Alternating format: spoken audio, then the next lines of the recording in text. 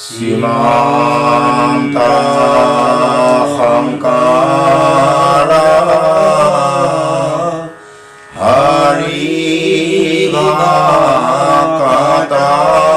Harivakatara Jana Dena Kalpataru Tahanta Binai Nai nai nai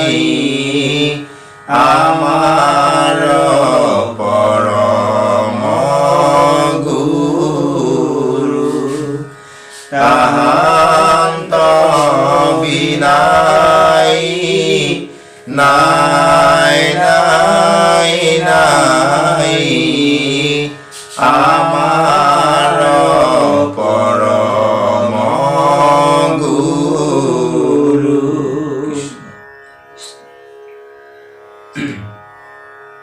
Ram कुनोबा रहस्य धर्म कहिउ कटाक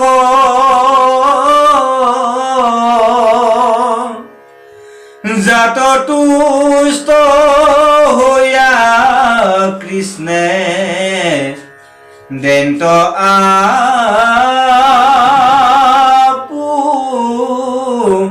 नाको ताको जानी बाको जोडी जुइगो आमी तेबे कहिउ कबुलु हबाकु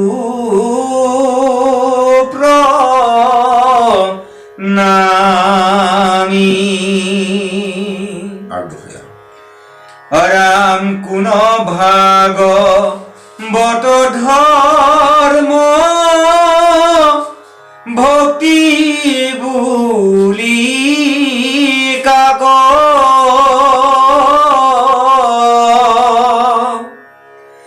कुन माया कुन बाऊ पाए तोरी ताक কৃষ্ণ হে বৈকুণ্ঠ পাৰিষদ সদী গুৰুমতী বাপ আৰু আইমাতৃ হ'ব এয়া বৈকুণ্ঠ শাস্ত্ৰ মহাভাগৱতৰ একাদশ স্কন্ধ নিমি নৱসিদ্ধ সংবাদত নিমি ৰজাৰ বিভিন্ন প্ৰকাৰৰ অতিথি সৎকাৰ কৰাৰ পাছত নৱসিদ্ধক কৰা প্ৰশ্নৰ আখ্যান্তি পাঠাচাৰ্য বাপজনাই কীৰ্তন কৰিছে আৰু আমিও দুআষাৰমান পদবন্ধে ক'ব হেতুকে আপোনাৰ খবৰ সন্মুখত আহি হাজিৰ উপস্থিত হৈছোঁ আৰু এতিয়া বিভিন্ন প্ৰকাৰৰ অতিথি সৎকাৰ কৰাৰ পাছত নিমি ৰজাই নৱসিদ্ধ চৰণত তলত আসন গ্ৰহণ কৰি কৰজোৰে প্ৰাৰ্থনা জনাই এজন প্ৰকৃত ভিত্ৰৰ দৰে অৰ্থাৎ সেৱকৰ দৰে নৱসিদ্ধৰ পৰা কেইটিমান কথা জানিব বিচাৰিছে আৰু প্ৰথমতে কি বুলি কৈছে যে হে গুৰু হ'ব আমাক আপুনি কেইটামান আমাৰ মনৰ সংশয় অৰ্থাৎ মনত সন্দেহ উপজি থকা কথা উত্তৰ দিয়ক আৰু সেই প্ৰথমটো কি বুলি কৈছে যে কোনটোনো প্ৰকৃত ৰহস্য ধৰ্মনো কাক বোলে বা ৰহস্য ধৰ্মনো কেনেকুৱা সেই বিষয়খিনি আপুনি আমাক কওক আৰু তাৰপিছতে কৈছে যে যাক নেকি আচৰণ কৰিলে অৰ্থাৎ ৰহস্য ধৰ্মক আচৰণ কৰিলে প্ৰভু ভগৱন্তই তুষ্ট হৈ নিজকেও ভকতক অৰ্পণ কৰে অৰ্থাৎ যি ধৰ্ম আচৰণ কৰিলে প্ৰভু ভগৱন্ত সন্তোষ হৈ ভকতক ভগৱন্তই নিজকে অৰ্পণ কৰে দাসত্ব হিচাপে। আৰু তাৰপিছতে কৈছে যে মোৰ সেই বিষয়খিনি জানিবৰ কাৰণে বৰ উতাৱল হৈ আছোঁ, আৰু আপোনালোকে যদি ভাবে মই যদি সেইখিনি কথা জনাৰ উপযুক্ততা হওঁ বা জনাৰ যোগ্য যদি মোক আছে, তেতিয়াহ'লে আপোনালোকে কৃপা কৰি মোক সেই কথাখিনি ৰহস্যময় কথাখিনি কওক। আৰু তাৰপিছতে কৈছে যে ভাগৱত ধৰ্মনো কেনেকুৱা, আৰু ভাগৱত ধৰ্ম কাক বুলি কয়, এই ভাগৱত ধৰ্মৰ বিষয়ে আপোনালোকে আমাক জনাওক, কওক। যিহেতু যি নেকি ভাগৱত ধৰ্মক আচৰণ কৰিলে এই সংসাৰত মহা মহা পাতকী সকলো তৰি যাব পাৰে, কিয়নো কীৰ্তনত নাম অপৰাধত লিখিছে, সদায় এৰিল আচাৰ ধৰ্ম, নভৈল কিছু জাৰ জাত কৰ্ম, হঠবুদ্ধি যিটো জগত পঞ্চে, দম্ভ অহংকাৰ সদানুগুচে, খোৱা পাই চাটুকাৰ চাণ্ডাল, নিষ্ঠুৰ বাক্য বোলে সৰ্বকাল, ইষব পাপতো হুৱে তৰণ, যদি হৰিপদে লয়ে শৰণ। ভাগৱত ধৰ্ম এনেকৈ শক্তি। আৰু সেই ভাগৱত ধৰ্মৰ বিষয়ে নিমি ৰজাই নৱসিদ্ধৰ পৰা জানিব বিচাৰিছে। কৃষ্ণ। ৰাম কাকো ভুলি ব্ৰহ্ম কৰ্ম যোগকাৰ নাম,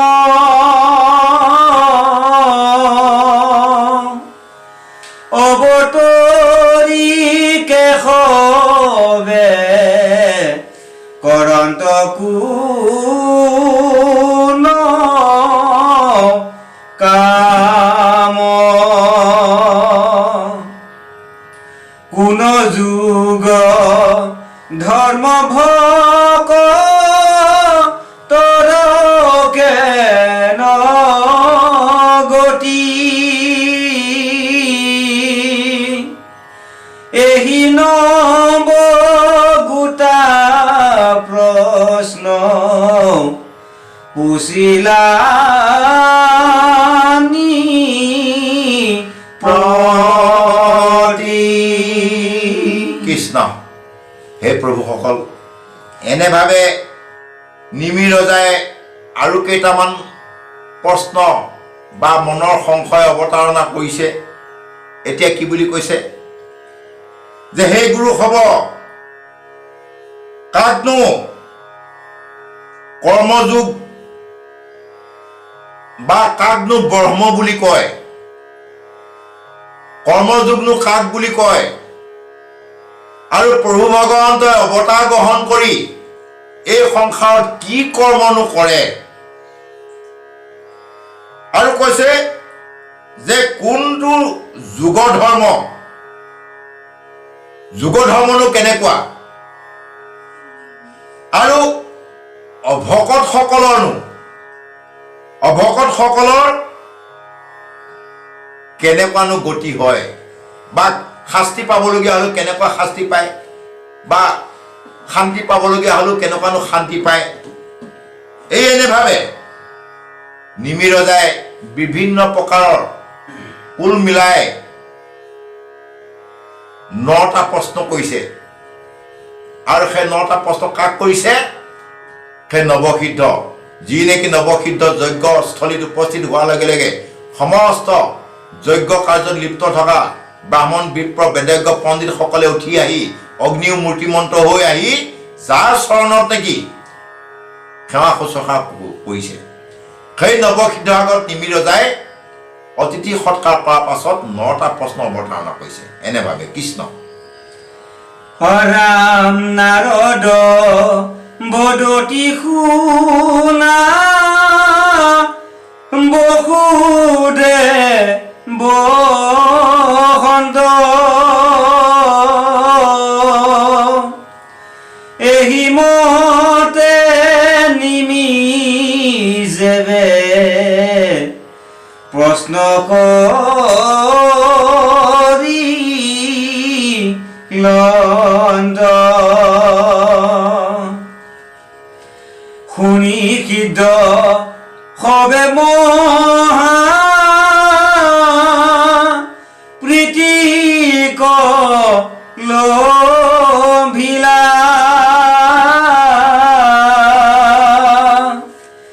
ৰীতি যশ দৈছ নৃপ টিক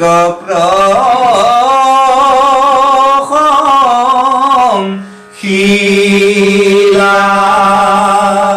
কৃষ্ণ হে গুৰু হ'ব এয়া বৈকুণ্ঠ শাস্ত্ৰ মহাভাগৱত প্ৰভু ভগৱন্তৰ মুখৰ পৰা 4 শ্লোকত ব্ৰহ্মাদেৱে পদ্মকল্পত পাইছিল আৰু সেই ব্ৰহ্মাদেৱে নাৰদক দিছিল আৰু নাৰদে ব্যাসদেৱক মতিভ্ৰম হোৱা সময়ত প্ৰদান কৰিছিল ব্যাসদেৱে নিজ পুত্ৰ শুকদেৱক দিছিল আৰু সেই শুকদেৱে যেতিয়া ব্ৰহ্মশাপত পৰিছিল পৰীক্ষিতে তেতিয়া গংগা তীৰত সেই পৰীক্ষিতক শুনোৱাইছিল আৰু উগ্ৰসভাৰ সুদে 28 সহস্ৰ ঋষিক বিষ্ণু নমিষাৰণ্যত এই ভাগৱত শাস্ত্ৰ শুনোৱাইছিল আৰু এইখিনি কথাকে এতিয়া নাৰদ মুনিয়ে কৃষ্ণ প্ৰভু বৈকুণ্ঠ পৰায়ণ হোৱাৰ পাছত বসুদেৱৰ গৃহত গৈ দৰ্শন দিয়াৰ লগে লগে বসুদেৱে যেতিয়া নাৰদৰ পৰা ভাগৱত ধৰ্মৰ বিষয়ে জানিব বিচাৰে সেই ভাগৱত ধৰ্মৰ কাহিনীটো ক'বলৈ গৈ নাৰদ মুনিয়ে নিমিৰজা আৰু নৱসিদ্ধৰ কথাটো কৈ আছে আৰু এতিয়া এইখিনি আমাক ভাগৱত শাস্ত্ৰ কৈছে পদ্মনাই কৈছে যে এনেভাৱে শুকদেৱৰ সন্মুখত পৰীক্ষিত ৰজাই কৰজোৰে প্ৰাৰ্থনা জনাই কথাখিনি পুনৰ প্ৰশ্নখিনি অৱতাৰণা কৰিছে আৰু এনেভাৱে নিমিৰজাই প্ৰশ্ন কৰা দেখি নৱসিদ্ধই বৰ আনন্দ পাইছে কিয়নো আনন্দ পাইছে কাৰণ তেওঁলোকে প্ৰভু ভগৱন্তৰ গুণানুকীৰ্তন ক'বৰ কাৰণে বা প্ৰভু ভগৱন্তৰ গুণানুকীৰ্তন কোৱাৰ এটা সুযোগ পাইছে বা কোনোবাই মনত পেলাই দিছে তেনে বুলিয়ে নৱসিদ্ধই আনন্দ পাইছে আৰু সেই যজ্ঞ কাৰ্যত লিপ্ত থকা সমস্ত ঋষিমুনি বেদজ্ঞ ব্ৰাহ্মণ অগাধ পণ্ডিতসকলেও নিমিৰজাক প্ৰশংসা কৰিছে কিয় প্ৰশংসা কৰিছে যে এনেহেন এজন ৰজাৰ অন্তৰাত্মাত ভগৱন্তৰ গুণ যশস্যা বিষয়ে জানিবৰ কাৰণে এনেকুৱা উত্ৰাৱল বা এনেকুৱা গোপন তথ্যসমূহ জানিবৰ কাৰণে চেষ্টা কৰিছে সেয়েহে সেই নিমিৰজাক সকলোৱে যজ্ঞ কাৰ্যত লিপ্ত থকা বিপ্ৰ ব্ৰাহ্মণ বেদজ্ঞ মহা পণ্ডিতসকলে প্ৰশংসা কৰিছে কৃষ্ণ ৰাম নৱসিদ্ধে সিদ্ধান্ত দিলন্ত অনুক্ৰমে আত্যন্তিক সুখ কবি কহিলা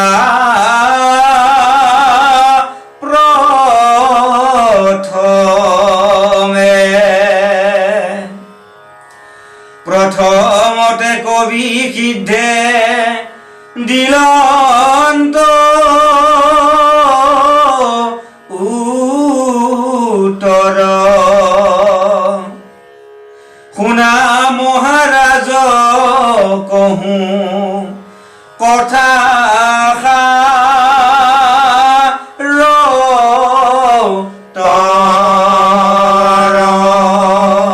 কৃষ্ণ হে প্ৰভুসকল এনেভাৱে যেতিয়া নিমিৰজাই বিভিন্ন প্ৰকাৰে 9টি প্ৰশ্ন অৱতাৰণা কৰে আৰু সেই প্ৰশ্নকেইটা শুনি নৱসিদ্ধই নিজৰ মাজতে আলাপ আলোচনা কৰি কেনেভাৱেনো নিমিৰজাক বুজালে বুজি পাব সেই কথাখিনি নিমিৰজাই নৱসিদ্ধই নিজকে নিজে আলোচনা বিলোচনা কৰি নিমিৰজাক উত্তৰ দিবৰ কাৰণে প্ৰস্তুত হৈছে আৰু কি বুলি কৈছে সেই তেওঁলোকৰ মাজৰ পৰা যিজন নেকি শ্ৰেষ্ঠ সিদ্ধসকলৰ ভিতৰত যিজন নেকি জ্যেষ্ঠ সেই জ্যেষ্ঠজনে এই আত্যন্তিক সুখৰ যি উত্তৰ সেই বিষয়টো ক'বৰ কাৰণে আৰম্ভ কৰিছে আৰু কৈছে যে হে ৰজা, এই আতান্তিক সুখৰ যি নেকি গুহতত্ত্ব ই বৰ কঠিন, বৰ গুৰুত্বপূৰ্ণ আৰু আমাৰ নৰদেহৰ হেতুকে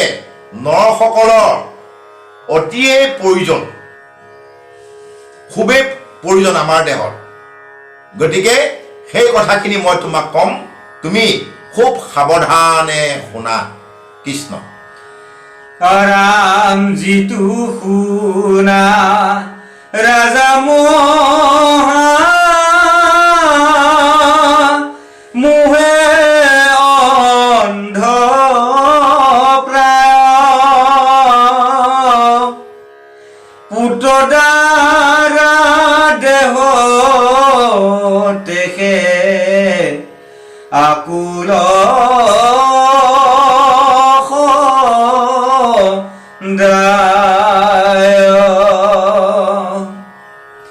সি খবৰ একো কালে নুগুচ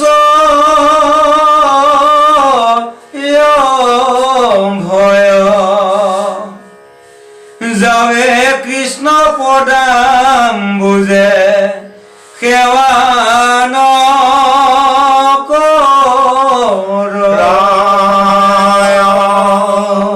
কৃষ্ণ। হে গুৰু হ'ব, এনেভাৱে কবি সিদ্ধজনাই নিমি ৰজাক প্ৰথম প্ৰশ্নৰ উত্তৰ দিবলৈ গৈ কি বুলি কৈছে, অৰ্থাৎ যিখিনি পাতনি মেলিছে এইখিনি প্ৰকৃততে আমাৰ নৰসকলৰ কাৰণে নিহাত অতি প্ৰয়োজন বুলি আমি পহিলাই কৈছোঁ আৰু এতিয়াও ক'ব বিচাৰিছোঁ। আৰু পদজনাই কৈছে, আমাক সতৰ্ক দিছে, কি বুলি কৈছে যে হে ৰজা, যিজনা নেকি মহামোহে অৰ্থাৎ মোহ আকৰ্ষণ অনবৰতেই স্বাৰ্থলোভী মহা স্বাৰ্থত পৰি থাকে, একমাত্ৰ নিজৰ ল'ৰা ছোৱালী, নিজৰ পুত্ৰ ভাজা, নিজৰ কৰ্মকাণ্ড, নিজক লৈহে ব্যস্ত যোনে নেকি, সেইজনাই কোনো কালেই মৃত্যু ভয় তেওঁ অন্ত নপৰে। আৰু সেই মৃত্যু ভয়ৰ পৰা পৰিত্ৰাণ পাব হ'লে, মৃত্যু ভয় অন্ত পেলাব হ'লে এটাই মাত্ৰ ৰাস্তা আছে, এটাই মাত্ৰ পথ আছে, এটাই মাত্ৰ উপায় আছে, সেইটোৱেই হ'ল এক প্ৰভু ভগৱন্তৰ চৰণত শৰণাপন্ন হৈ প্ৰভু ভগৱন্তৰ ভকতি কৰি প্ৰভু ভগৱন্তৰ কৃতকৰ্মখিনি কৰিব লাগিব, বা প্ৰভু ভগৱন্তৰ ভকতৰ একান্ত ভকতৰ পদৰেণু অভিষেক কৰিব লাগিব, বা ভকতৰ সংগ গ্ৰহণ কৰিব লাগিব। তাৰ বাহিৰে এই সংসাৰত আৰু মৃত্যু ভয়ৰ পৰা পৰিত্ৰাণ পোৱাৰ কোনো উপায় নাই। এইখিনি কথা কবি সিদ্ধজনাই প্ৰথমটো প্ৰশ্ন উত্তৰ দিবলৈ গৈ নিমি ৰজাক অৱতাৰণা কৰিছে। কৃষ্ণ। হে ৰাম কৃষ্ণ পদ সেৱাতে হৰে দুখ তাহাকে বুলয় ৰাজা আতন্তিক সুখ ৰাম কহু আৰু ভাগৱত ধৰ্মৰ লক্ষণ বিমৰিষি পূৰ্বত আপুনি নাৰায়ণ।